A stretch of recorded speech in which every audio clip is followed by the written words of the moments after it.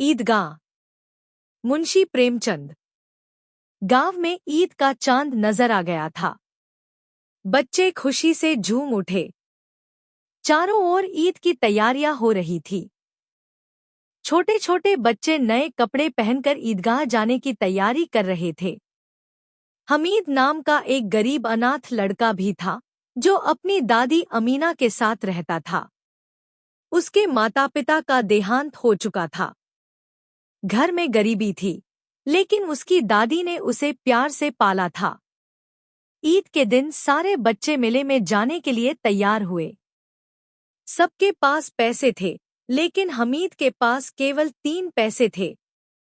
रास्ते में बच्चे मिठाइयाँ, खिलौने और रंग-बिरंगी चीजें खरीद रहे थे, लेकिन हमीद ने कुछ भी नहीं खरीदा।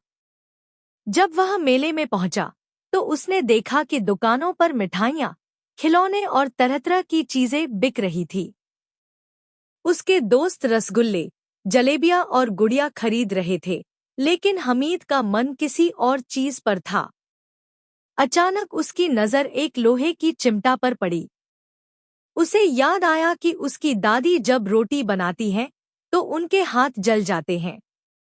उसने सोचा कि अगर वह यह चिमटा खरीद ले, तो उसकी दादी के हाथ नहीं जलेंगे। उसने अपने 3 पैसे देकर वह चिमटा खरीद लिया।